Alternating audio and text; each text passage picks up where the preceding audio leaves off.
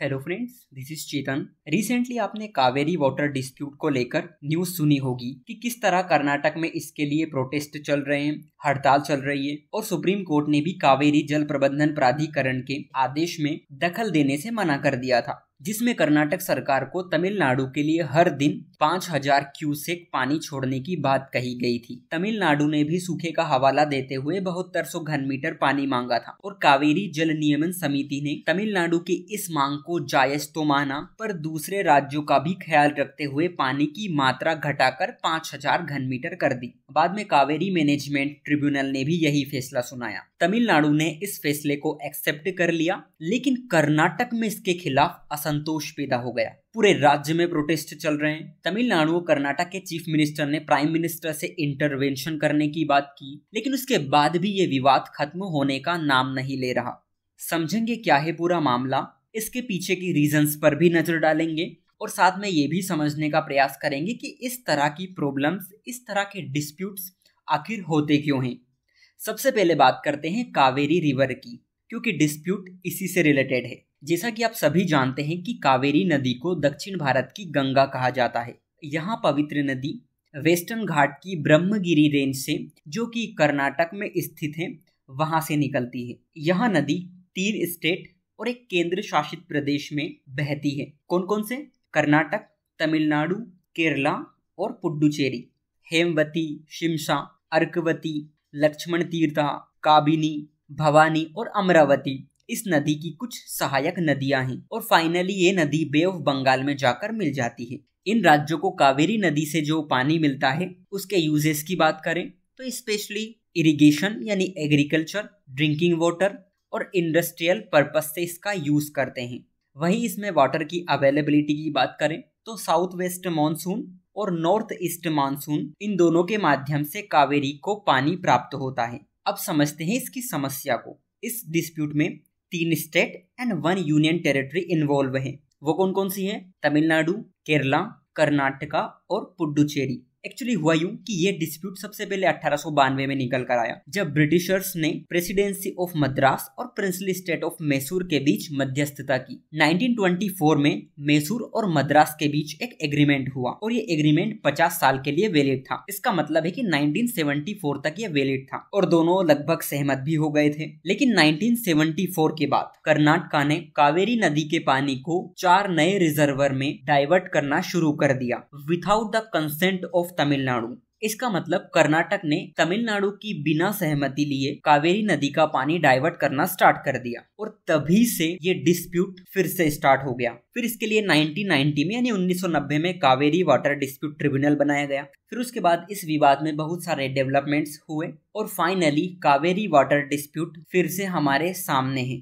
Friends, federal system वाले भारत में 2 या 2 से अधिक राज्यों से होकर बहने वाली नदियों के बीच पानी के बंटवारे को लेकर विवाद होना कोई नई बात नहीं है। समस्या जल संकट की है। ऐसे में हर राज्य चाहता है कि उसे अधिक से अधिक पानी मिले। यही वजह है कि कावेरी के अलावा कृष्णा, गोदावरी, नर्मदा, रावी, ब्यास और यमुना जैसी नदियों के पानी को लेकर राज्यों के बीच खींचतान देखने को मिलती है। लेकिन आप लोग ये सोच रहे होंगे कि कावेरी वाटर डिस्प्यूट के पीछे आखिर रीजन कौन कौन से हैं। आइए इनको भी समझते हैं।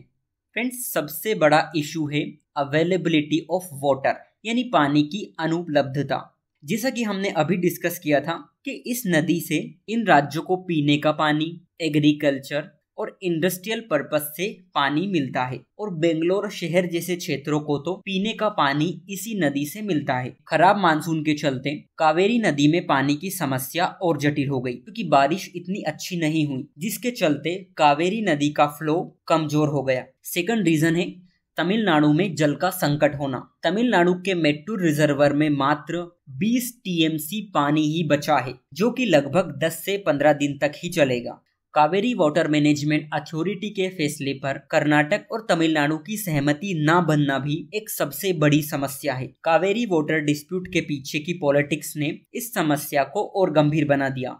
इंटर स्टेट वाटर डिस्प्यूट से रिलेटेड अगर कॉन्स्टिट्यूशनल प्रोविजंस की बात करें तो भारतीय संविधान की अनुसूची 7 में इसका जिक्र है। यूनियन लिस्ट में ये कहा गया है कि इंटर स्टेट रिवर्स को रेगुलेट करने के लिए लॉ और मैकेनिज्म बनाने की जिम्मेदारी पार्लियामेंट की होगी। वहीं स्टेट लिस्ट ये कहती है कि water supply, irrigation, canal, drainage related autonomy state के पास होगी। वही आर्टिकल 262 यानी 262 ये कहता है कि भारत की संसद ऐसे विवादों को खत्म करने के लिए नियम, कानून और संस्था बना सकती है। इसके लिए रिवर बोर्ड एक्ट 1956 और inter state water dispute act 1956 को भी लाया गया था, लेकिन समस्या फिर भी बनी रहती है। लेकिन सवाल ये भी उठता है कि अंतर्राज्यीय जल विवादों के लंबे समय तक बने रहने के क्या कारण हो सकते हैं, और इन सभी प्रयासों के बावजूद भी हमें इस तरह के डिस्प्यूट्स क्यों देखने को मिलते हैं। इसका पहला कारण है कि नदी जल विवादों में संस्थागत अस्पष्टता।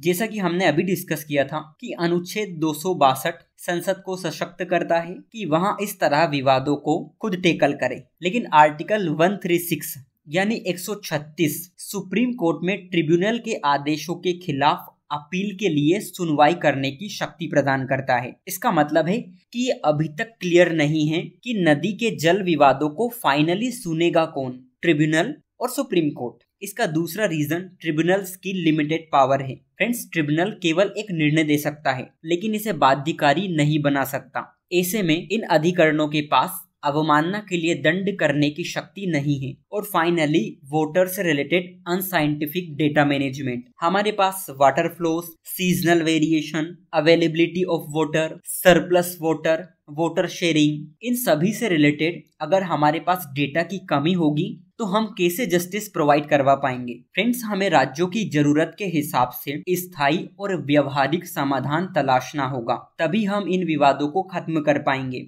बेटर वाटर डेटा मैनेजमेंट से वाटर की अवेलेबिलिटी और राज्यों के बीच जल के समान वितरण में हेल्प मिलेगी। जल बंटवारे को लेकर कोई सा फॉर्मूला बनाया जा सकता है जो मॉनसून और अवेलेबिलिटी ऑफ वाटर के बेस पर हो। भारतीय संविधान का अनुच्छेद 263 यानी 263 इंटर स्टेट काउंसिल की व्यवस्था करता है। इसका मतलब है कि अंतर्राज्यीय नदी विवादों को निपटाने में हम इस परिषद की हेल्प ले सकते हैं। ट्रिब्यूनल के लिए हम टाइम लिमिट सेट कर सकते हैं, क्योंकि आपने देखा होगा कि जब 1990 में कावेरी वाटर डिस्प्यूट ट्रिब्यूनल गठित किया गया था तो उसका फैसला आने में 17 साल लग गए थे। फ्रेंड्स, हम सरकारी आयोग की सिफारिशों को भी लागू कर सकते हैं, जिसमें उन्होंने सजेस्ट किया था कि ट्रिब्यूनल के जजमेंट को सुप्रीम कोर्ट के जजमेंट के समान हमें महत्व देना चाहिए। अगर हम इन सभी बातों पर गौर करें फ्रेंड्स, हमें ये समझना होगा कि पानी को लेकर हिंसा, विरोध प्रदर्शन और राजनीतिक स्वार्थ से कुछ भी हासिल नहीं होने वाला। समस्या का समाधान एक दूसरे से सहयोग और समन्वय में निहित है, और हमें सुप्रीम कोर्ट की बात पर गौर करने की भी जरूरत है, जो ये कह रही है कि कावेरी जल प्रबंधन प्राधिकरण एवं कावेरी जल नियमन समिति जैसे विशेषज्ञ संस्थानों ने सूखे